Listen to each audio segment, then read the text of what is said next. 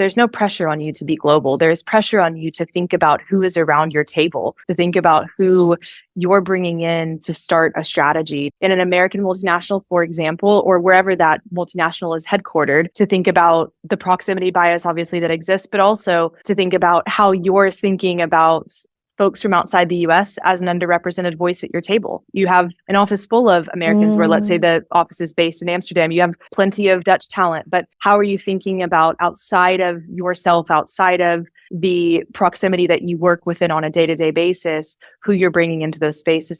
Hi, my name is Nadia Nagamutu, business psychologist, coach, speaker, and founder of Avenir Consulting, which creates organizational growth and success via inclusion and diversity.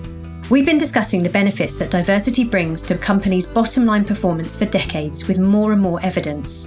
But there are so many questions organizations still have about how to achieve it. How do you create a culture where people feel valued for their uniqueness and the qualities they bring? I believe it's crucial to the future success and sustainability of every organization that they find the answer to this question to make sure that each employee is not only supported but also appreciated. With this podcast, I aim to get some of the key challenges to creating inclusive workplaces out in the open and start uncovering the solutions to embracing a culture that cares for everyone. I'm going to be having conversations with some of the most inspiring people in different countries and across industries who are pushing the boundaries on inclusion and diversity in the workplace, from topics such as parenting in the workplace, ethnicity, age, gender, mental health, and all things inclusion. I want to create a movement to change society through sharing life experiences and creating more empathy and connection. Why care? I believe that once we have organisations and societies that accept and value everyone for who they are, we become healthier, happier, and better in our roles, both inside and outside work. Hello, and welcome to episode 28 of the Why Care podcast. My name is Nadia Nagamutu, and I am your host.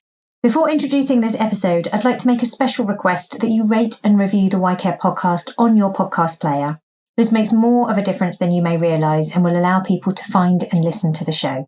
In this episode, I am joined by Claire Brody, Director of Diversity, Equity and Inclusion at Warner Brothers Discovery. Claire has had an impressive career, starting out as an assistant producer and on-screen presenter before joining Disney, where she founded the inaugural Disney Pride Employee Resource Group, relocated from LA to London, where she built the first DEI function in EMEA, and created the first mental health infrastructure for the company. Claire speaks about the challenges of creating a global DEI strategy that is hyper-local, and shares her story of discovering what it means to belong in a US company when living in other regions. She offers creative ways to empower talent across the globe and advice for global leaders to be more inclusive in their practice. This is such a thought-provoking episode. I hope you learn as much as I did. Enjoy.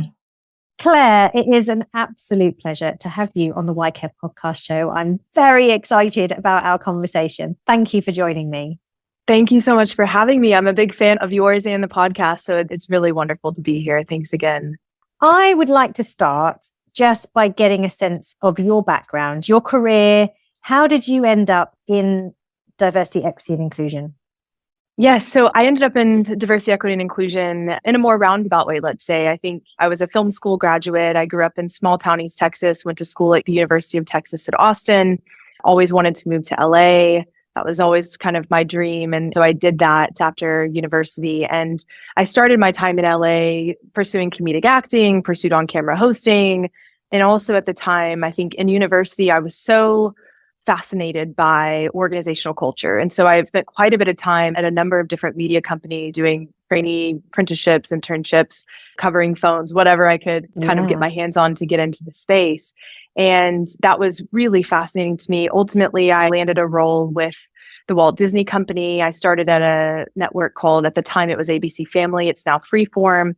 And so I worked in production there. One of the shows I worked on was Pretty Little Liars, if anyone's ever heard of that. As a kid, I was always curious how things worked. Disney was such a big company that there was real opportunity to work in different almost sectors within the company. And so I was curious after I understood how we made things. I was very curious how we sold things. And so I moved into a role and I had the opportunity to work for the president of Walt Disney Studio Marketing. And he oversaw Lucasfilm, Marvel, Walt Disney Animation Studios, Walt Disney Live Action, and so forth. And that was incredible. he also was an out executive. And at the time I was closeted, I was living with my then partner. And it was, for me, I just never thought I was going to be out at work. It was always something that I thought, you know what, I'll go to work. And then who I go home to at night is really no one's business. And so working for him, that felt very profound to me. It wasn't that he was the gay executive. It just wasn't something that he necessarily hid. And so at the time of working for him, I started with a group of employees, the enterprise-wide Disney Pride group. And so not only did I come out to myself, but I came out in the workplace, something I never, ever thought I would do. And then I think what you think is going to hold you back is actually your superpower, is something that propelled me forward in the end. And I think working in that role specifically, I got to be in rooms with some of the most powerful people in the media industry. And it was very clear to me in those rooms when I was almost in this chief of staff like role that the business was shifting to a direct to consumer landscape. We were focusing more and more than ever on the international landscape. And obviously with a direct consumer shift, you have to think about how do you get hyper local around the globe to have a really agile global company. So I started to get a little bit curious about what are we doing outside the US as it relates to diversity, equity, and inclusion. And I think that was when I had that aha moment. And I said, okay, I really think there's a demand here, and I think I know how to supply it. It was almost basic entrepreneurial mindset of here's the demand, here's how I intend to supply that demand. The hypothesis was really, what does it mean to belong at an American multinational when you work outside the US? And then further to that, it was, what does diversity, equity, and inclusion look like and feel like around the globe? And so that is really what propelled me into the work in DEI. I moved to the UK. That first year was really an incredible experience. I went on a listening tour with 167 employees, I think it was. And I never, and even still to this day, 5 years into living outside the US, would claim to be an expert outside the US, but I've certainly developed expertise in working outside the US and really understanding through that listening tour. I had experts in markets around the world helping me understand, sharing their intelligence, their perspectives with me that really helped me develop in a personal way my own worldview, but also it helped me build my own acumen as it related to how diversity, equity, and inclusion shows up in different parts of the world and sort of being rooted in a Western mindset, but then spending a significant amount of time in markets like Shanghai was incredible. Growing up in the States, I really got a chance to immerse in different cultures and also in forming a different understanding of what I would have thought based on my Western mindset was DEI is really celebrating what makes you different. But then as you get further east, it's really the culture is rooted in harmony. And so the idea of standing out or stepping out and talking about what makes you different, the approach to that is very different. And so it wasn't just physically meeting people where they were, but it was also figuratively and really trying to understand from those experts to empower me with the information to really synthesize that into some really key themes and priorities to be able to drive ultimately in my role in leading DEI. What a story. I mean, I'm really curious about this listening tour. Where did this idea come from? How did you set something like that up? Where did you go? Were you listening to? I've got lots of questions. I would listen to anyone and everyone that was willing to share. The idea came from someone who was an incredible mentor and someone I've really looked to in the space, LaTondra Newton, who is the Chief Diversity Officer at Disney. She goes by Ton, and Ton started her role at Disney on a listening tour. And I thought that was such a compelling way to go out into different businesses, different markets, and really listen and let experts in each business and market really empower her with, so that she was able to synthesize that into the way forward. And so I took a very similar approach when I moved outside the US and was really trying to deepen my own acumen in working outside the US and then what different folks across the globe were experiencing and how we could better empower them, how we could think about the centralization of power when you have a headquarters in the States, but you really want to be a global company. That listening piece is incredibly important to really help form your own perspective and find a way forward. That makes complete sense. So you've mentioned Shanghai and some of the nuances in that culture. Obviously, there's a lot more nuance, but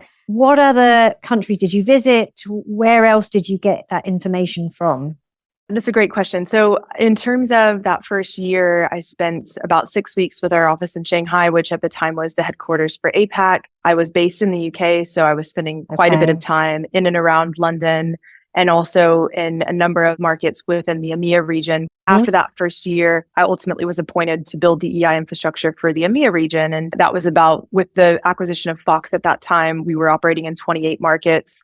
If you think about even the regions within that region, incredibly complex, so different. So I spent time in Munich, I spent time in Paris, spent time in Ireland, spent time obviously back in the States with teams there and attending conferences with folks from around the globe as well. So it was really an exciting time for me as well, because I hadn't spent a lot of time outside the US at that point in my life. And how important do you think then it is for any DEI professional or leader, particularly for working in a global context, to have spent time outside of either the country that is HQ or the country of their birth, that they actually have some experience living and working or being in other cultures?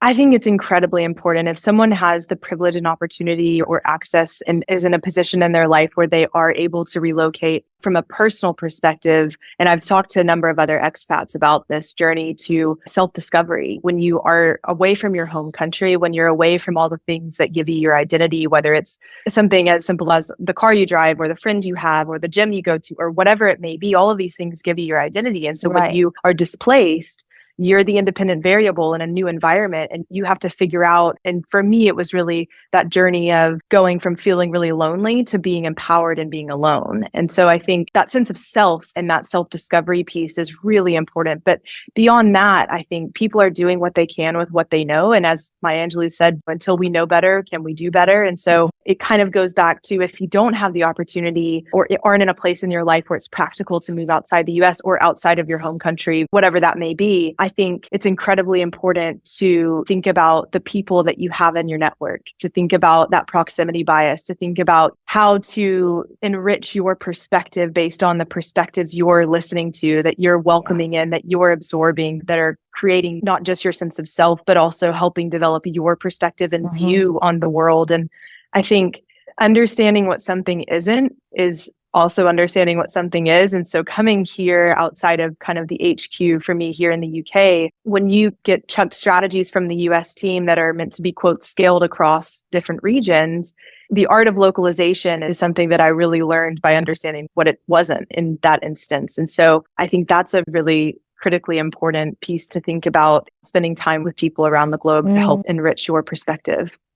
Yeah, I mean, that makes complete sense, because what you're speaking at obviously is an organizational, cultural level. But within some of the workshops that we run, we encourage people at an individual level to look at who they surround themselves with, right? There's an exercise called the Trusted 10 or Inside Circle, which I'm sure many people will know of, where you're just kind of understanding, who are my go-to people? Who are my trusted people who I would go to for support, to facilitate my own thinking? What are their diversity characteristics and how similar or different are they to me? And one of the key characteristics, obviously, of an inclusive leader is to just push yourself. I think often some of the best inclusive leaders are telling me that they deliberately read a paper that's of a different political leaning to the one that they have, or follow people on social media that generally have opposing views to their own. So kind of what you're saying here, right? It's sort of actively, even if you can't physically move out of your own country and get that experience, there are other ways of picking up that information to understand how other people experience work in the organization, life in the organization.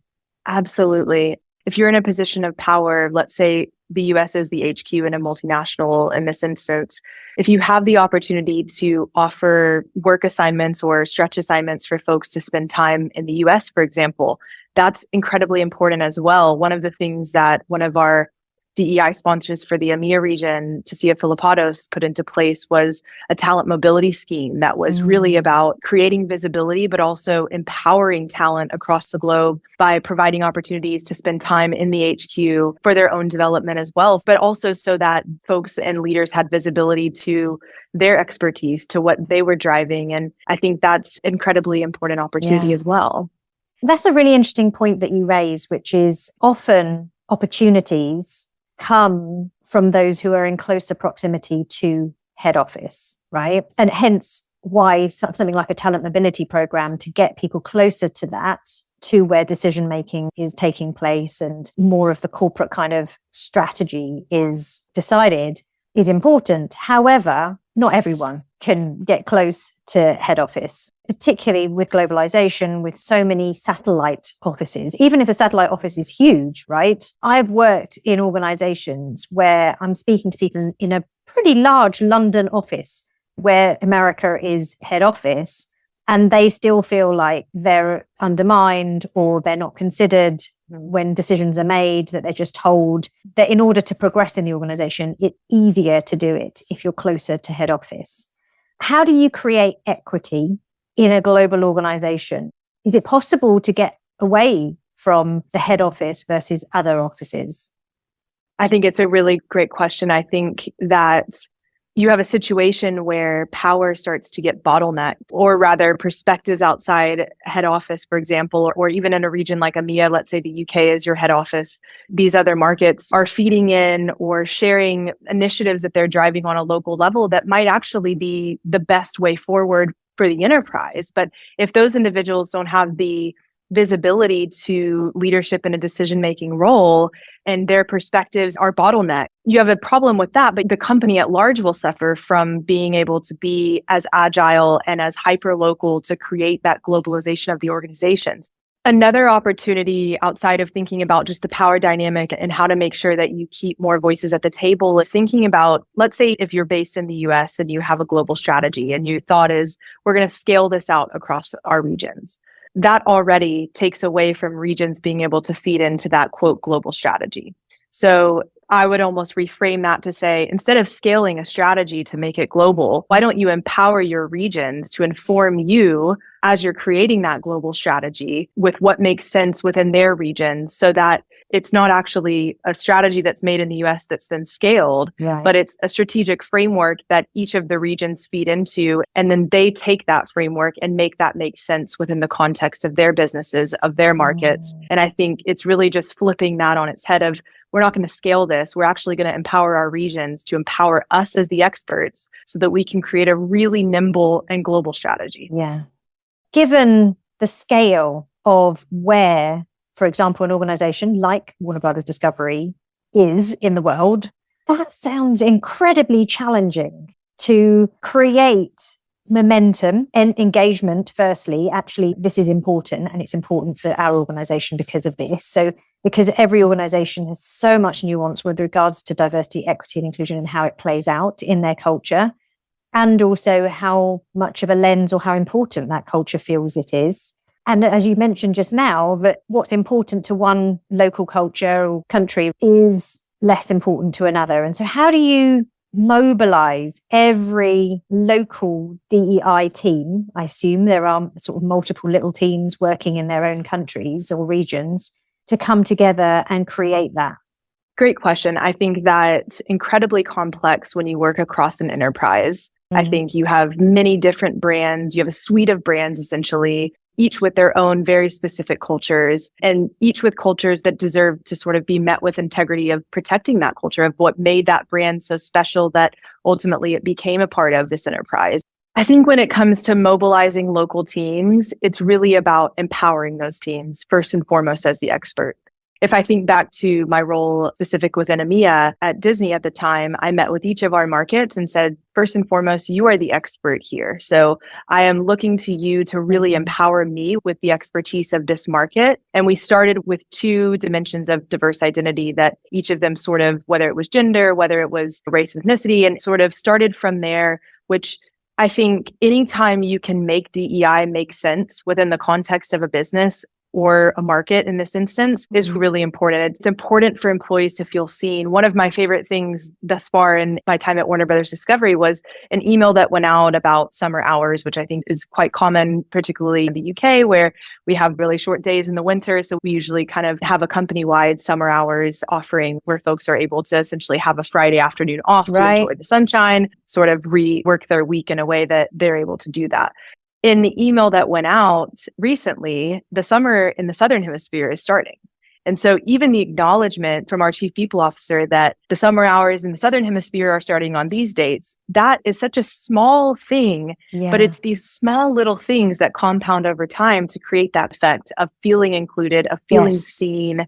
And really good friend of mine, Curtis Johnson, who leads the Black employee and consumer experience work at Disney, he has built out a framework around people feeling seen, valued, and empowered. And I think the first step is really making people feel seen in different markets, because then once people feel seen and treated as the experts they are, mobilizing the work is much easier for everyone. So I think that's really the key, is starting with making people feel seen. And that one example of the Southern Hemisphere was just something that I noticed and just smiled when I read it, because I thought, wow, that's brilliant that we're really thinking so globally in all of the ways that our senior leadership is communicating to the employee population worldwide. It makes such a difference, doesn't it? That little thought that this isn't a blanket to everyone and that different people are going to be reading this. And so then even small things that make a difference to me, where if I'm working with a global team and they just start talking in ET time, because they're the majority, and I'm always on the World Time Buddy or whatever it is, converter. What time are they talking about? Can I make that? Whereas it would be wonderful, wouldn't it, if they just, in brackets, just said whatever UK time, or even if it was Central European time. It helps me a little bit if it's even slightly more closer regionally. There's that feeling of, oh, they thought about me. They realize that I'm reading it too. I'm interested in if there are any examples of particular cultures where working cross-culturally, and maybe this is Western compared to Eastern, kind of, you mentioned a little bit of the nuances there already, but where there's genuinely some challenges when it comes to implementing a DEI strategy. Where have you found, from a US headquarters organization, where is the largest challenge culturally of making that work? I think that in my time that I've spent outside the US, I have really started to learn that disability and mental health, for example, as well as gender, are pretty universal worldwide. As you get into different cultures in context of historical context, cultural context, context around government operations, you start to really have a different understanding of what the majority is the minority in some places as it relates to race and ethnicity, cultural heritage. So I think really understanding that starting somewhere is starting. And so I never want to impose a DEI agenda on a market.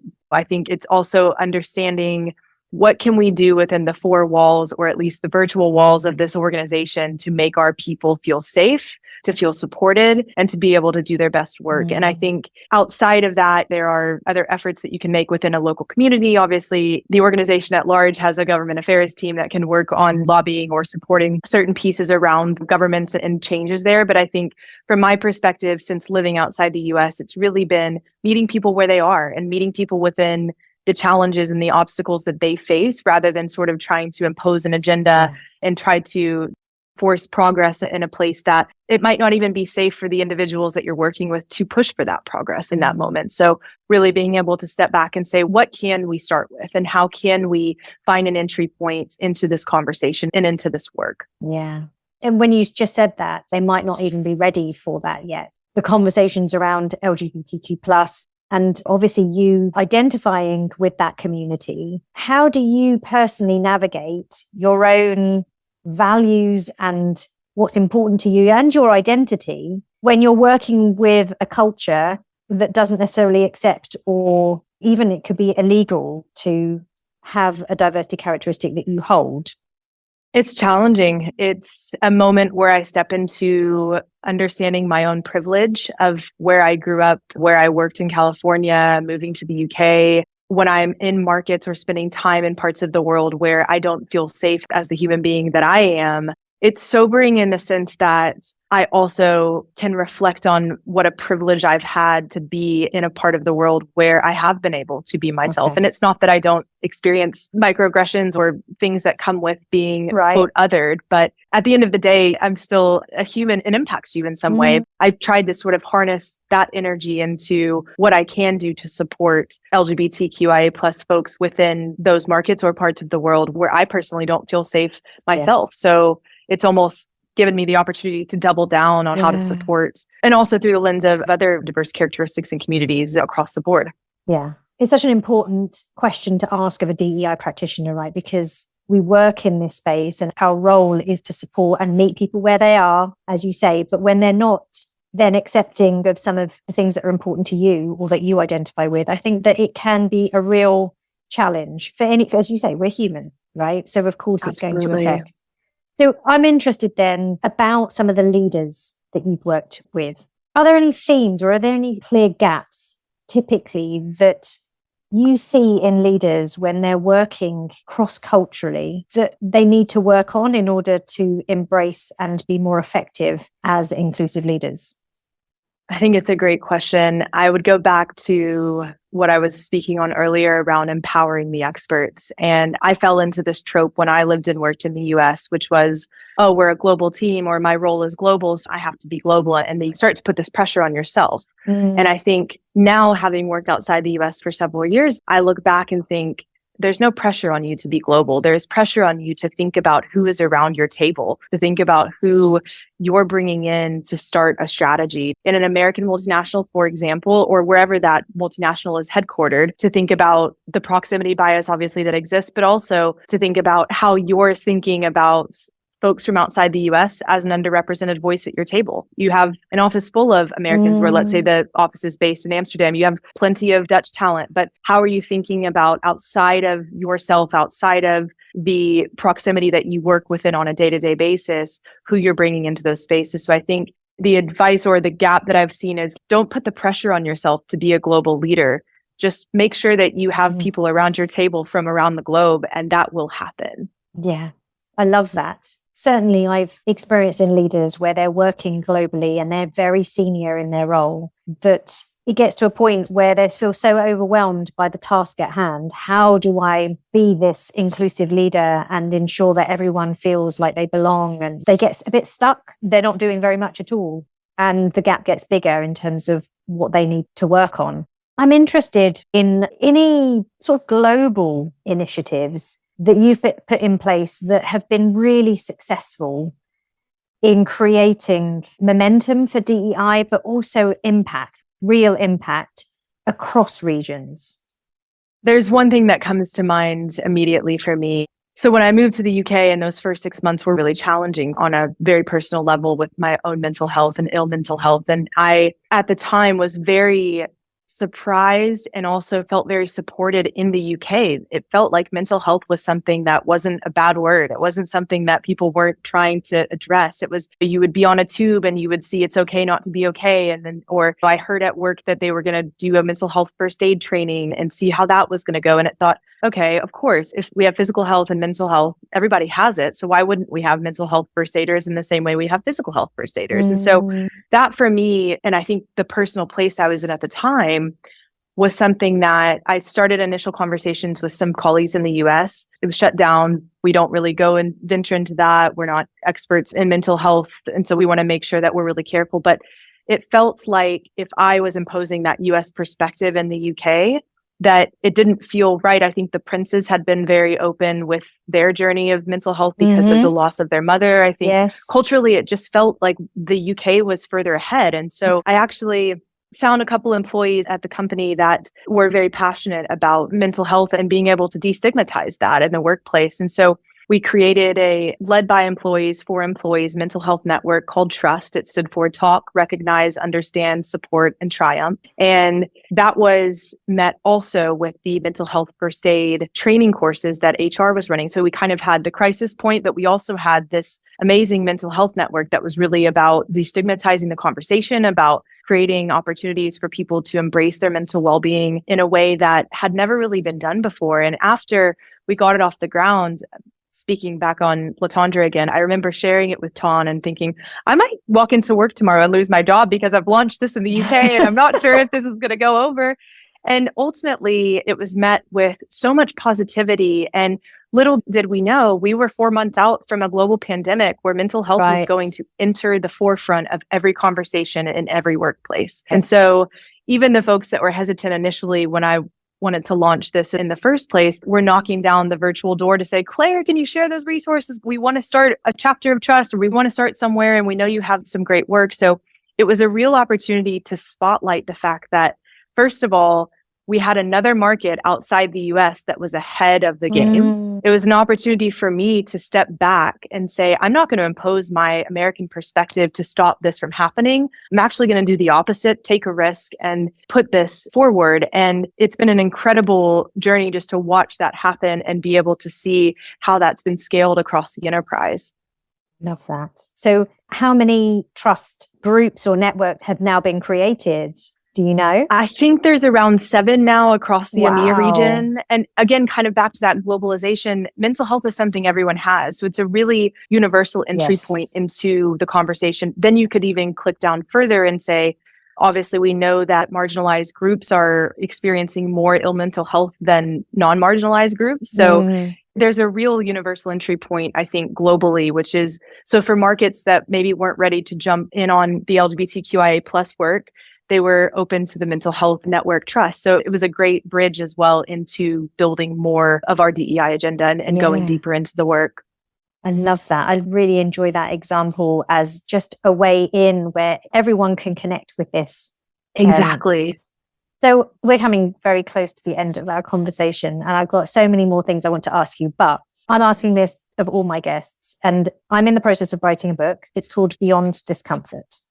And I'd like you to share, if you will, anything that, or something that has been your most uncomfortable area that you've had to manage in yourself, address, or have a conversation about that's DEI related as a professional and leader working in this space. First of all, I'm very excited for your book. There's something I wrote actually a couple of summers ago after the murder of George Floyd, which I think I said at some point in the article, your comfort will never be more important than the progress. I could tell you about my coming out journey, and I think that was an incredibly profound experience in my life to come out in the work where I was able to find support and come into my own. But I think I'll go for the example that feels less comfortable to talk about, which is I'm a white identifying LGBT woman. I grew up in a small town in East Texas. White was the minority at my high school. My parents raised me, but I was also raised by a Black mother. I called her Sandbug, but her name is Sandra. And I think growing up and having such an appreciation for Black culture, and then growing up in my life, I always thought, oh, I'm one of the good ones.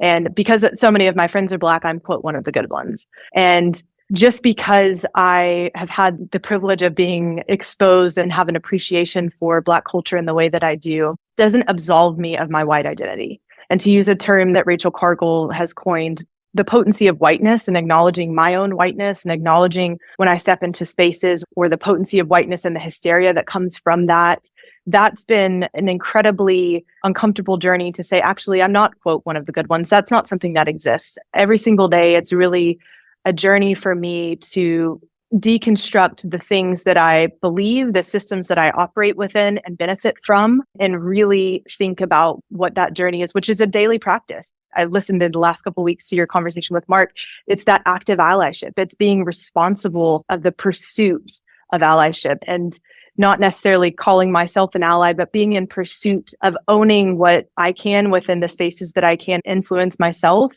but also in not letting myself just absolve my white identity from my own work to do every day. Oh, I love that. I think that's so powerful, what you've just said, and that continuous work that you have to do.